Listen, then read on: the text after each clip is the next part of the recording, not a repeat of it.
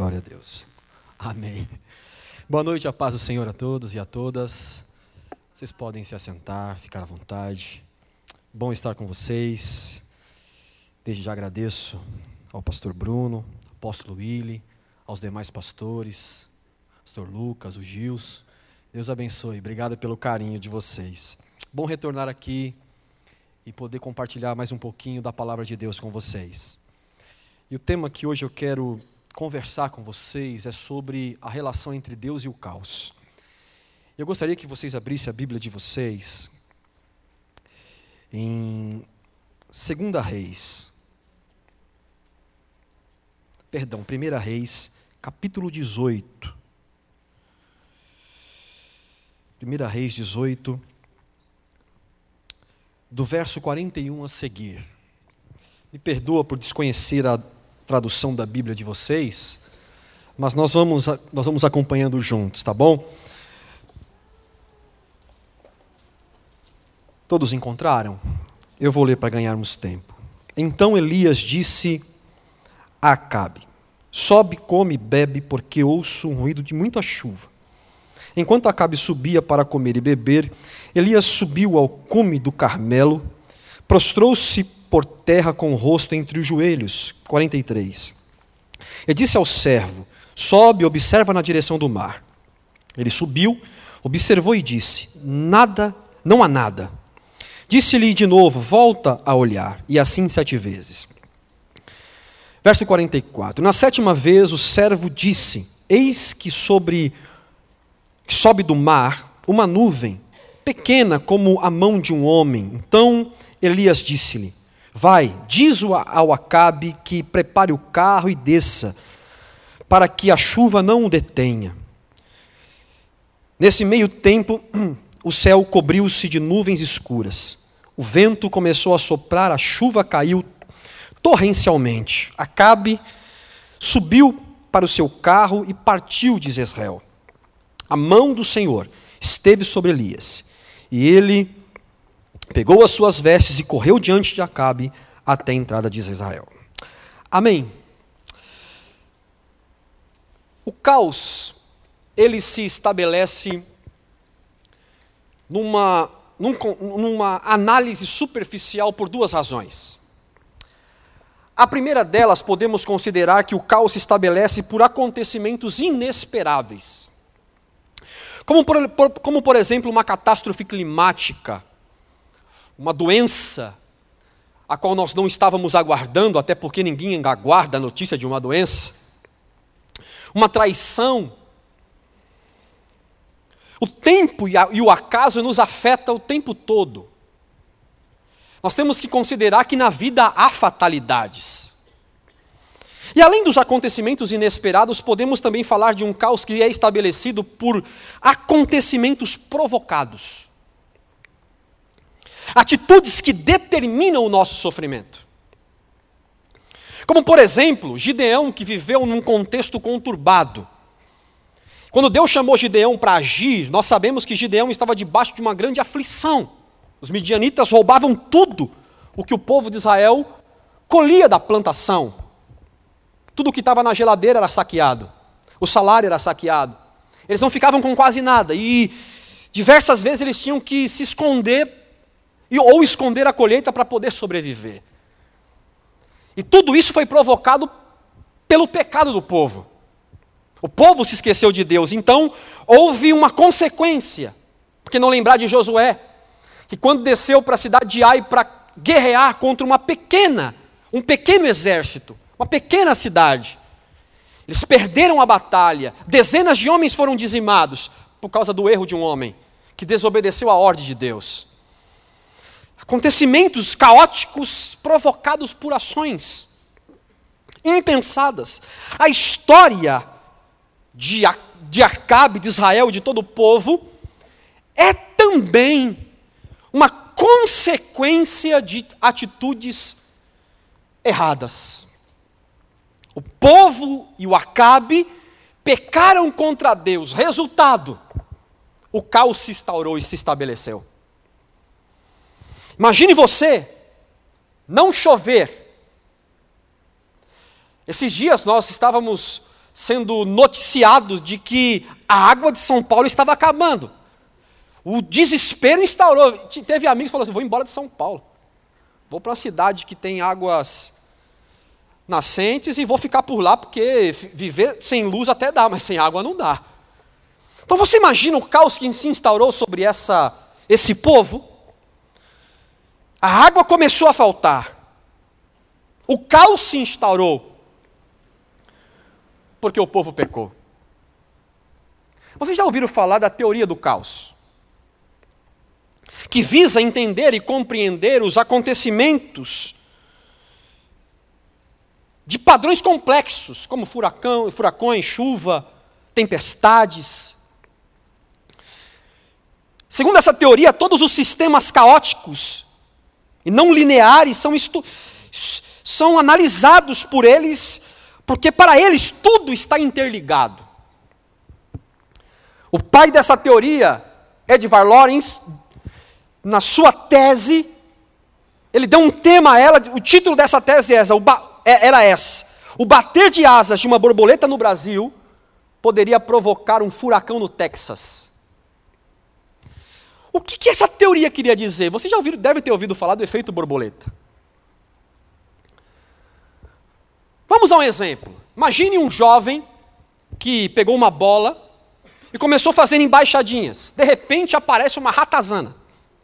Ele se assusta, se desequilibra, a bola cai no chão e vai para a rodovia. O jovem sai correndo para buscar a bola. E de repente, na estrada, na rodovia, um caminhão de carregamento de sal em alta velocidade. O piloto, para não atropelar o jovem, ele faz tem uma atitude brusca e vira o volante com toda a força e o caminhão tomba. No tombar do caminhão, o caminhão pega fogo. Partículas de sódio sobem, se unem a partículas de vapor, pequenas partículas de água em vapor, e deixam as nuvens densas, pesadas, que daqui a algum tempo provocam uma grande tempestade. Tempestade essa que estabelece caos numa cidade. Tempestade essa que inunda e causa deslizamentos e, por fim, mortes. O caos está instaurado. Tudo começou por uma embaixadinha. Pequenas atitudes capazes de provocar grandes momentos de caos na nossa vida. Seria essa teoria a base da nossa existência? Resumindo, o caos, ele é instaurado pelo pecado. O pecado provocou o caos na nossa humanidade. A queda de Adão não fez mal só para Adão. A queda de Adão fez mal e causou um colapso, um caos em toda a criação de Deus. Paulo, escrevendo aos Romanos, no capítulo 8, verso 22, ele diz: porque sabemos que toda a criação geme e está juntamente com dores de parto até agora. Por quê? Por causa do erro de um homem. As consequências das nossas escolhas, já diz a sabedoria popular, que nós somos escravos de nossas escolhas. Alguém disse: se você não gosta do que está colhendo, olhe para trás e veja o que você semeou. O contexto do povo é um contexto de pecado de idolatria. Todos se esqueceram de Deus.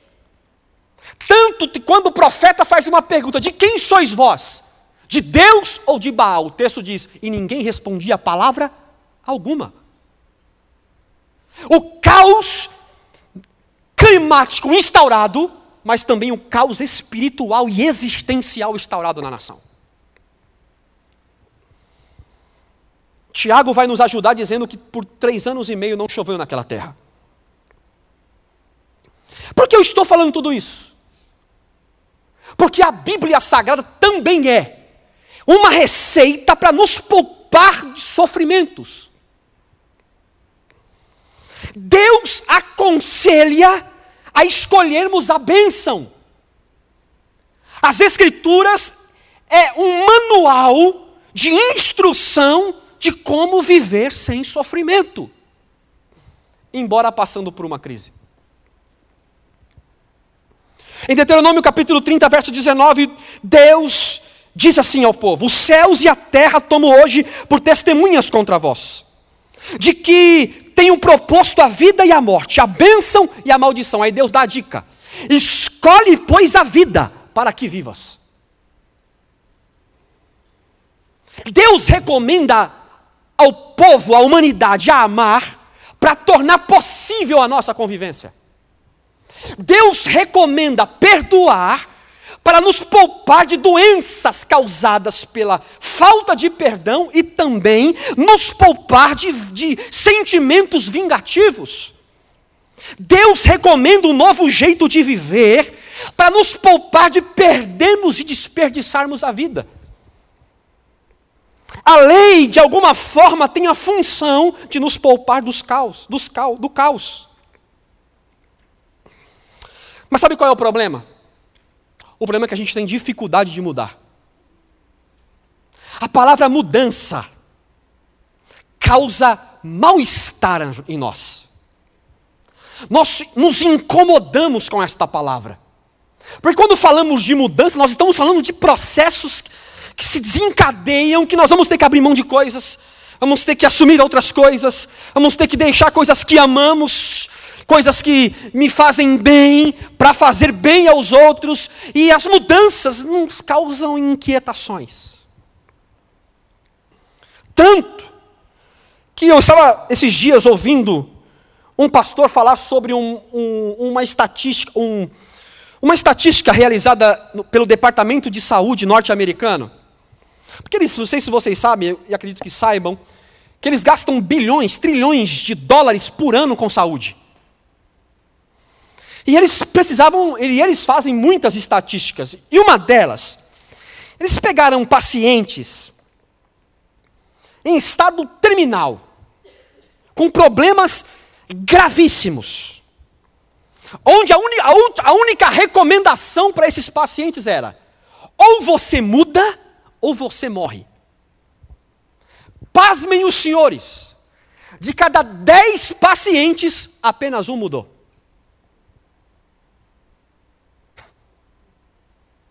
De cada 10 pacientes, diante da afirmação, ou você muda, ou você morre, apenas um mudou. Seria isso uma realidade? Isso é um fato bíblico. Deus sempre conta com a minoria. Sempre com a minoria. Por quê? Porque de 10 leprosos só um veio para agradecer. Porque da multidão sobrou só 12, dos 12 sobrou 3, que de 3 sobrou um que ainda foi e se escondeu. É sempre a minoria. Porque a palavra mudança não causa inquietações e nós fugimos dela. Mas hoje o pastor Elter veio aqui para convidar vocês a uma mudança. Porque Deus quer nos livrar do caos. Amém? Agora, o que tem a ver Deus com o caos? Tudo. Sabe por quê? O caos diga comigo, o caos é pedagógico. É. Romanos 8:28 diz assim: sabemos que todas as coisas contribuem juntamente para o bem daqueles que amam a Deus, daqueles chamados segundo o seu propósito. Por que Deus permite o caos? Eu não quero aqui defender que Deus é o provocador do caos, porque nós acabamos de aprender que quem provoca o caos somos nós mesmos. Mas Deus usa o caos para nos ensinar. Se perguntássemos para um morador de Israel naquela época, o que representa para você, depois de 3 anos e meio sem chover, aquela pequena nuvem? Ele não saberia nem te responder de tamanha alegria. Porque a chuva era corriqueira, quando faltou, agora se tornou importante. O caos nos faz valorizar princípios que outrora nós desconsiderávamos. Você já percebeu que o valor das coisas multiplicam diante das perdas? Da falta? Eu sei que teve gente que já perdeu pessoas queridas aqui. Você percebeu quando você perdeu o tamanho que era o teu amor por aquele indivíduo, por aquela pessoa? Você lembra? E por que você não conseguiu expressar aquilo em vida? O caos vem para nos abrir os olhos, para enxergar uma realidade que a bonança nos cegou. Quando temos saúde, esnobamos. Quando nós recebemos a notícia, a tua saúde está comprometida, o que a gente faz? Cuidamos dela. Por que não cuidou antes? Quando vem a falta, nós começamos a olhar e enxergar tudo numa outra perspectiva. Passamos a descobrir valores que outrora nós desconsiderávamos. Além do caos ser pedagógico, o caos é produtivo. Por que Deus permite o caos, pastor? Deus poderia nos poupar, não poderia, gente? Poderia. Somos filhos de Deus, servimos a Deus, fazemos sua vontade. Por que passamos pelo caos? Porque o caos produz. Ele é produtivo. Olha o que disse Paulo à igreja de Roma. Versos capítulo 5, 3 e 4. E não somente isto, mas também nos gloriamos nas tribulações, sabendo que a tribulação produz o que, pastor? Paciência, experiência e esperança. Tiago faz coro com Paulo no capítulo 1 de sua carta, verso 3. Pois vocês sabem que a prova da vossa fé produz perseverança. O caos, a provação, ela é produtiva. O caos vem para nos despir de todas as convicções prepotentes. O caos vem para revelar a nossa incapacidade, as nossas limitações. Acabe pensava que chuva vinha por Baal. O caos veio para mostrar que não era verdade. O caos veio para que Acabe enxergasse todo o povo que a fertilidade daquela terra não era Baal que trazia.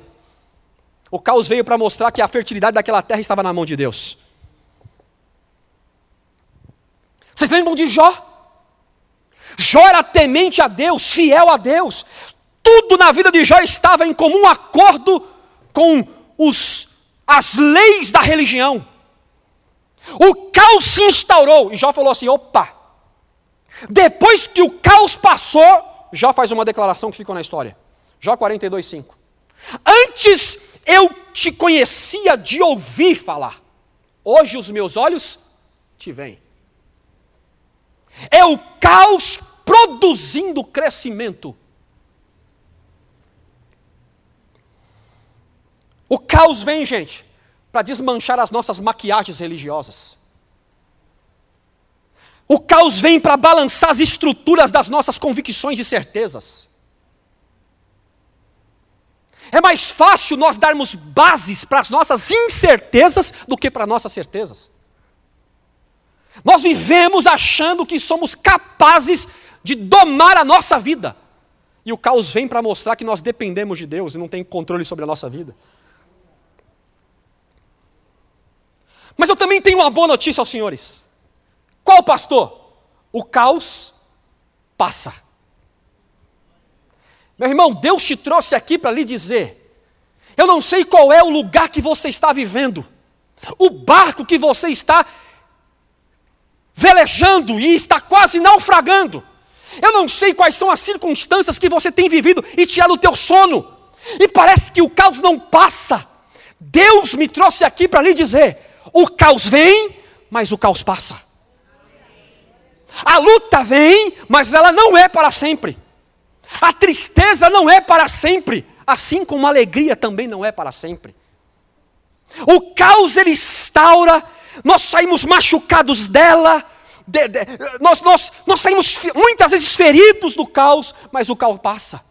Depois de toda tempestade tem um arco-íris. Depois de toda noite de choro, tem um dia de alegria. Lembra do Salmo 37, 5? Deus sempre manda chuva depois de um período de seca. Deus te trouxe aqui para molhar a tua terra que está seca. A palavra de Deus vai molhar a tua terra hoje que está seca. A palavra de Deus tem poder para acalmar a tempestade. Aleluia. O choro dura uma noite, mas amanhã vem a alegria. Bendito seja a palavra de Deus. Fique tranquilo, meu irmão. Deus tem uma nuvem preparada para você. Pastor, eu não estou vendo nada. A nuvem de Deus está guardada no bolso de Jeová e uma hora Ele vai soltar para que você enxergue o milagre preparado para a sua vida. Eu vou falar rapidinho de 3 coisas que a pequena nuvem nos ensina. A nuvem vem para acalmar o caos. A nuvem é o sinal de Deus que ainda há esperança. É a luz no fim do túnel. Quando a gente pensa tudo perdido, os animais estão morrendo, a plantação está secando, está acabando água, não tem os homens vão morrer de sede. Uma pequena nuvem vem para nos ensinar 3 coisas. Primeiro, Deus desfaz o caos de forma progressiva e processual. Quantas vezes o moço foi ver? Quantos? 7. Quanto tempo a nuvem demorou para aparecer? 3 anos e? Deus não tem pressa. Se hoje você veio ansioso, eu te convido a se acalmar, porque Deus não tem pressa. Não foi na primeira oração, não foi na primeira verificação e não foi de repente, foi processual. A nuvem demorou, mas chegou. Mas não chegou no tempo do Acabe, não chegou no tempo do povo e não chegou no tempo do profeta, chegou no tempo de Deus. Hoje nós vivemos um pseudo-evangelho imediatista. É o aqui e agora. Celso Russomano aqui e agora. Tudo tem que ser para ontem. Nós estamos formando crentes mimados. Eu quero. Quando não tem, se joga no chão. Faz birra com Deus. Porque quer que Deus responda. Ei! Vamos nos amadurecer. O Espírito está convidando a igreja a crescimento. Sabe por quê? Porque Deus não tem pressa. A praticidade, a rapidez e a busca dos religiosos do século presente. Deus não tem pressa. E se nós não entendermos que Deus não tem pressa, nós vamos sofrer. Abraão recebe uma promessa aos 75 anos, só foi receber quase com 100. Davi foi consagrado aos 14, foi assumir quase com 30. Jesus aparece aos 12 anos aprendendo, começou a ensinar só com 30. Deus não tem pressa. E a pressa dos homens atrapalha o propósito de Deus. Quando nós queremos resolver o caos com as próprias mãos, não, eu tenho que dar um jeito, eu tenho que resolver. A gente piora o caos.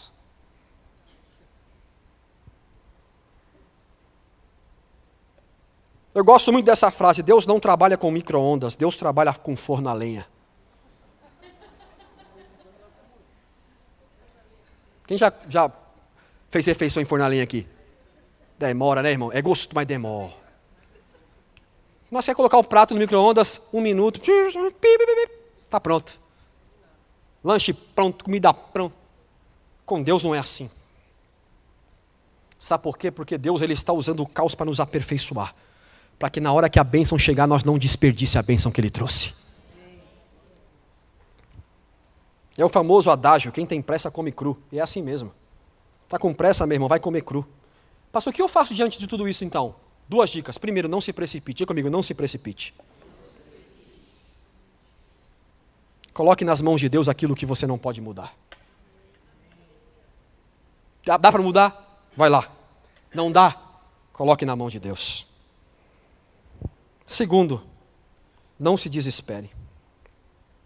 Se o caos ele é incontrolável, nós servimos um Deus que pode controlá-lo.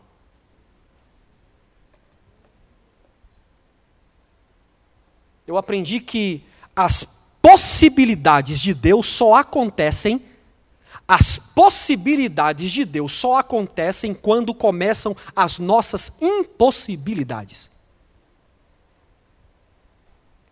Não dá para mim, Deus entra em cena. Por que até agora Deus entrou em cena em muitas áreas da nossa vida? Porque ainda dá para você.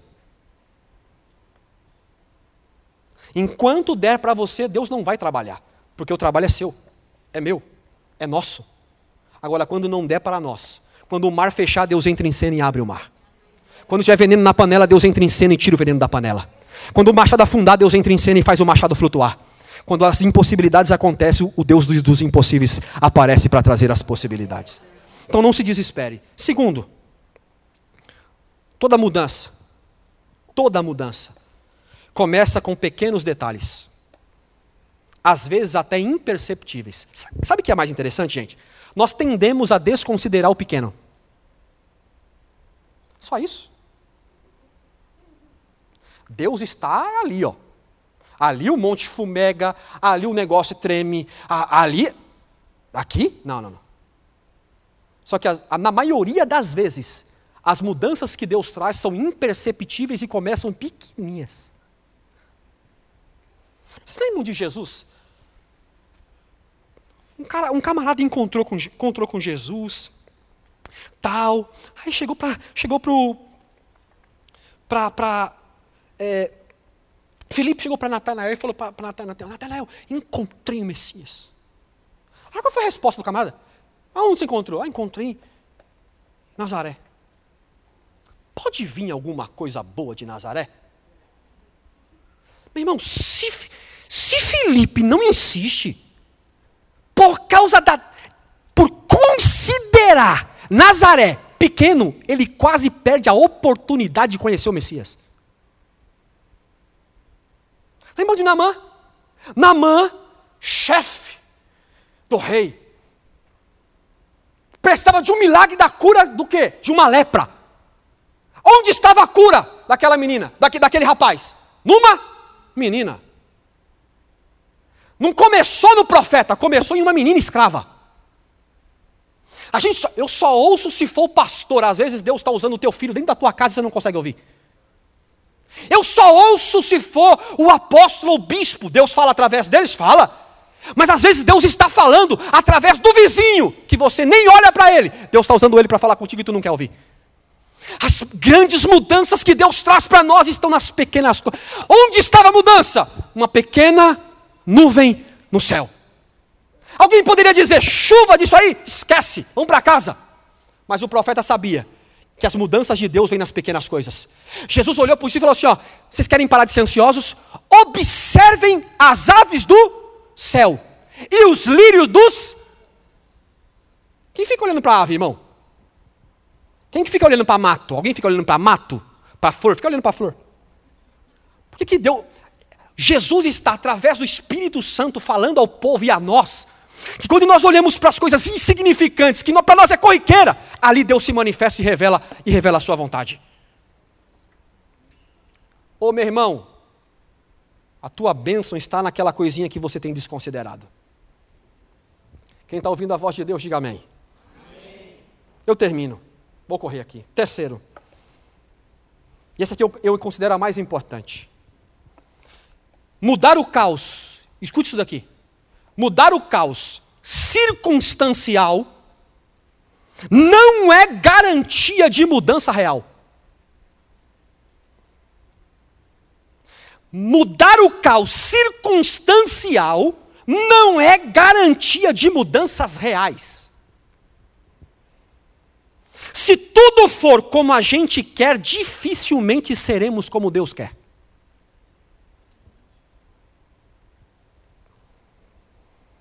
Bom, choveu, acabou a seca, plantação agora vai vingar, os animais vão ter vida prolongada, legal, tudo está em perfeita ordem, tudo mudou, vírgula, mas Acabe continua o mesmo. O que adianta Deus mudar as circunstâncias se Ele não mudar o nosso coração? É melhor tudo ficar de cabeça para baixo, mas nós temos um coração em Deus. Deus mudou tudo, chuva, prosperidade, mas o Acabe continuou.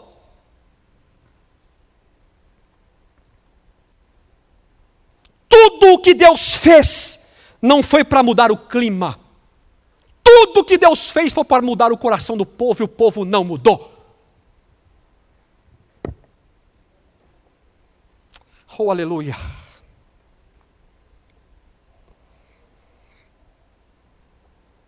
De que vale Deus trazer paz ao caos, bonança à tempestade, se quem precisa mudar não muda?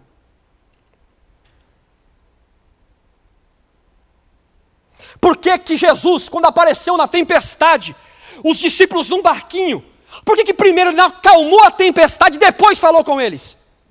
Por que que foi o inverso? Primeiro Jesus fala com eles. Leva Pedro de volta ao barquinho e depois apazigua a tempestade. Jesus mostra que antes de acalmar a tempestade circunstancial, Ele quer acalmar a tempestade do coração. Por isso que Ele fala primeiro.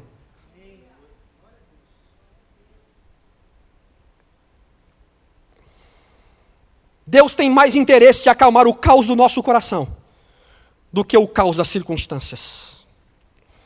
Deus é mais solucionador de pessoas do que de problemas, como disse o pastor Ed.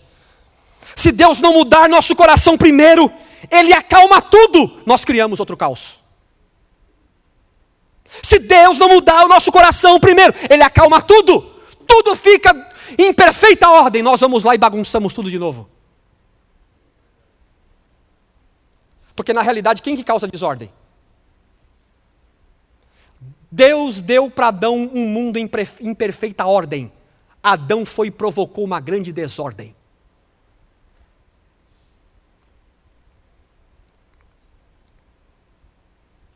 Um conselho a vocês.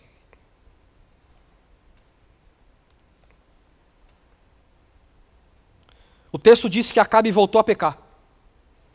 Pior, seu filho pecou tanto quanto o pai. Todo o povo voltou a pecar. E pasmem os senhores, depois de tudo isso, o caos retornou. Quer um conselho? Melhor é o coração estar bem do que as circunstâncias estarem bem. Acabe pensou que vindo a chuva tudo estava resolvido. Às vezes as circunstâncias melhorarem não significa que de fato as coisas melhorou. Sabe qual foi o erro de Acabe? Ele se concentrou nas circunstâncias e esqueceu do coração. Por que, pastor, você está dizendo para mim que é melhor que as coisas não mudem, mas que meu coração seja íntegro a Deus? Para que você tenha a oração de Davi, quando ele diz no Salmo 23, ainda que eu passe pelo vale da sombra e da morte, não temerei mal algum, ou seja, não mudo a minha convicção e a minha postura, porque eu sei que tu estás comigo. É o coro que Abacuque faz com Davi. Olha o que Abacuque diz: porque ainda que a figueira não floresça, nem haja fruto na vide, ainda que decepcione o fruto da oliveira e os campos não produzam mantimento, ainda que as ovelhas malhadas sejam arrebatadas e não haja currais, e nos currais não haja gado, todavia, olha só, Abacuque descreve um caos, mas ele diz assim: todavia, eu me alegrarei no Deus da minha salvação e exultarei nele. Pode estar o caos que for, quem tem um coração em Deus está em paz. Enquanto todos estão gritando guerra, quem tem Deus no coração está com a bandeira da paz, dizendo aqui a paz. É isso que Deus está convidando a igreja.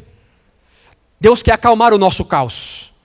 Deus quer tranquilizar as coisas que estão acontecendo, porque eu ainda creio naquela frase do discípulo: quem é este? Quem é este que até o vento e o mar lhe obedece? Deus ainda acalma a tempestade, mas Deus primeiro quer acalmar a tempestade do nosso coração. Conclusão. Veja Deus em tudo. Aprenda com tudo. Mas mude para agradar Deus em tudo. Essa foi a verdade que Acabe não entendeu. Sabe por que Acabe não mudou? Porque Acabe foi forçado a mudar. Quem é forçado a mudar nunca muda. Porque mudança não se força. Mudança é uma escolha e uma decisão. Eu decidi mudar. Quando você dizer essa frase no teu coração com verdade, tua casa vai mudar. Tua igreja vai mudar. Tua vida vai mudar. Sabe por quê? Porque quando nós resolvemos mudar, o Espírito Santo de Deus, que é o Consolador, que é o que produz frutos do seu amor em nosso coração, nos faz ter domínio próprio, nos faz ter temperança, nos faz ter paz. Hoje eu apresento a você um Deus que, além de desejar trazer paz ao seu caos circunstancial, Ele quer trazer paz ao caos do seu coração. Amém? Glórias a Deus. Nós temos tempo ainda para louvar ao Senhor? Fique de pé. Eu quero convidar você que veio hoje aqui com o coração em tempestades. Você que tem vivido um caos na sua vida, eu queria que você se achegasse perto daqui da frente, porque nós vamos interceder por você. Eu quero orar por sua vida, eu quero que Deus acalme a tempestade circunstancial da tua casa, do teu trabalho, mas também quero que Deus acalme a tempestade do teu coração. Vem à frente, nós vamos louvar ao Senhor e eu quero orar por você enquanto nós louvamos a Deus. Eu tenho convicção de que Deus está aqui.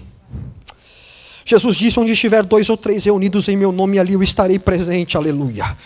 Deus está aqui. Tem um hino tão antigo que eu cantei muito tempo na minha vida, dizia, Deus está aqui, aleluia, tão certo como o ar que eu respiro, tão certo como a manhã que se levanta, tão certo como eu te falo e podes me ouvir. Deus está aqui. Vamos louvar o Senhor. Eu quero orar por você que está aqui.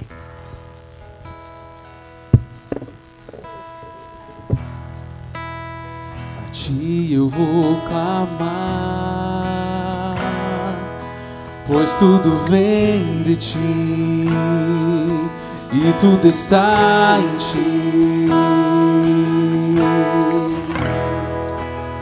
Por ti vou caminhar, tu és a direção,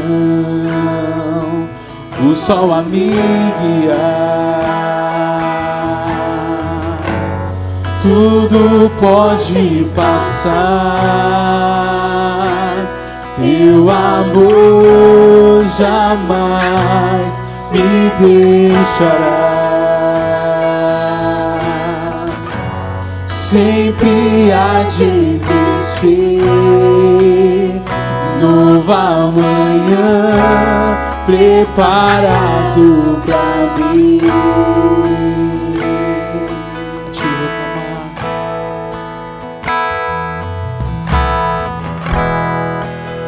A ti eu vou clamar,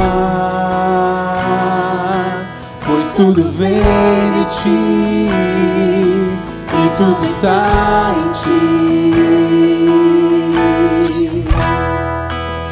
Por ti vou caminhar, tu és a direção, o sol a me guiar. Tudo pode passar, teu amor jamais me deixará. Sempre há de existir preparado pra mim, preparado pra mim.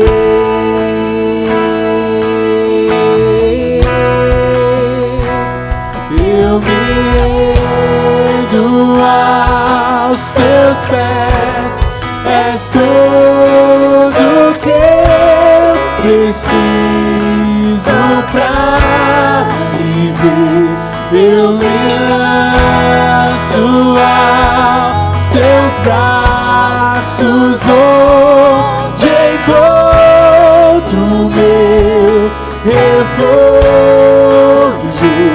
Eu me rendo aos teus pés, és tudo que eu preciso pra viver.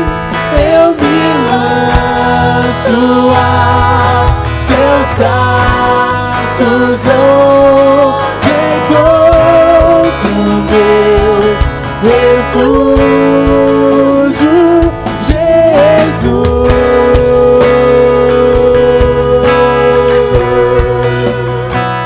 Eis-me aqui,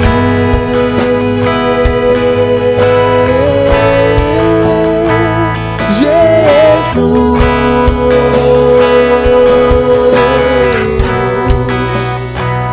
Eis-me aqui,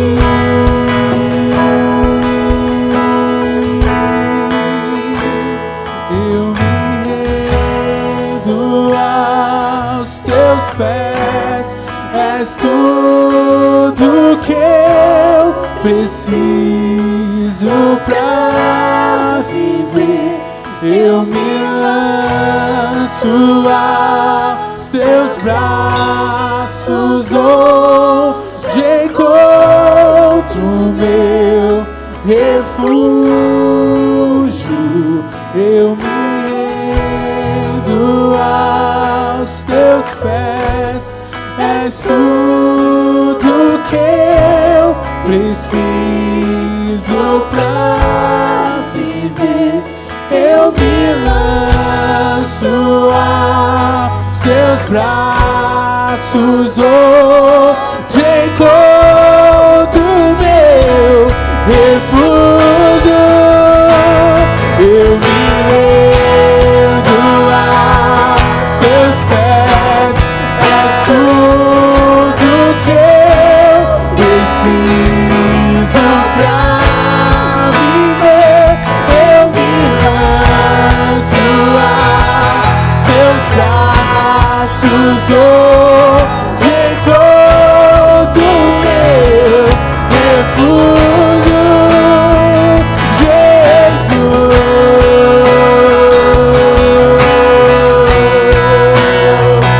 Eis-me aqui,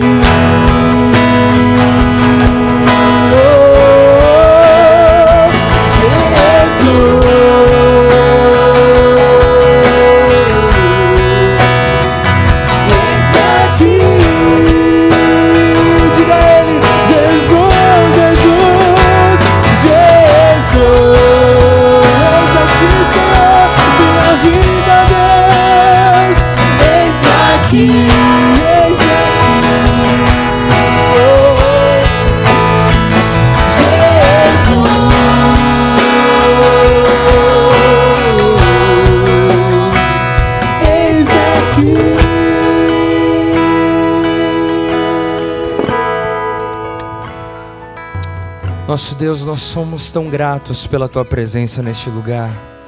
Nós somos tão gratos, Pai, pela Tua palavra que fala conosco, que redireciona a nossa visão, que ajusta a nossa visão e nos traz à memória que em todos os momentos o Senhor continua sendo Deus. E não existe situação que não possa ser transformada pelo Senhor, pois Tu és o Deus vivo. Senhor, obrigado pela Tua presença neste lugar.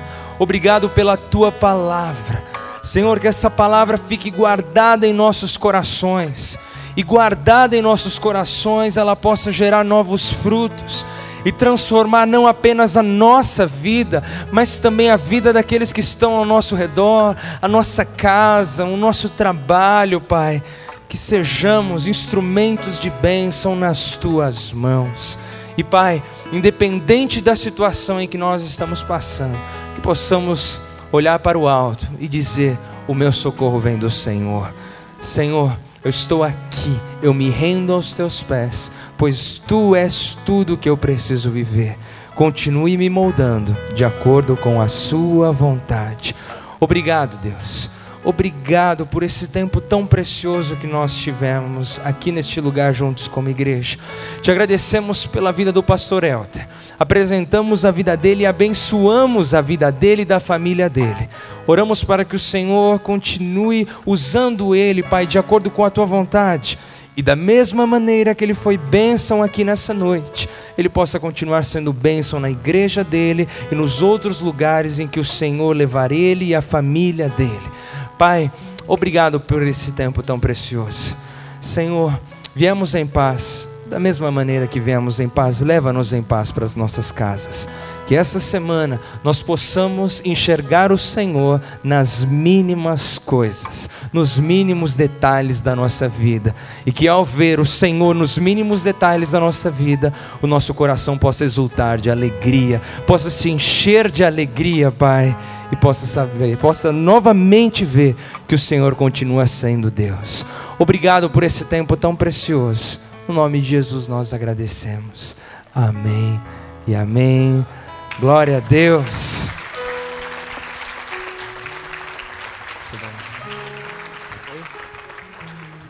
Queridos, apenas antes de você ir embora, você mulher, nós vamos ter o nosso congresso de mulheres dia 11 e 12, agora de março. Se você ainda não comprou o seu convite, ali no final do culto, ali fora no balcão, vai estar sendo vendido o convite. Faça parte desse momento. É bom que as mulheres estejam juntas, é bom que os homens estejam juntos, é bom que nós estejamos juntos. E domingo é dia de fazer o quê? Vocês se recordam? Domingo é dia de vir para a igreja. Amém? Domingo nós estamos juntos aqui na nossa casa de adoração, na nossa casa de oração, para adorar e buscar ao Senhor. Amém? Deus te abençoe, vá em paz no nome de Jesus. Amém? Até mais.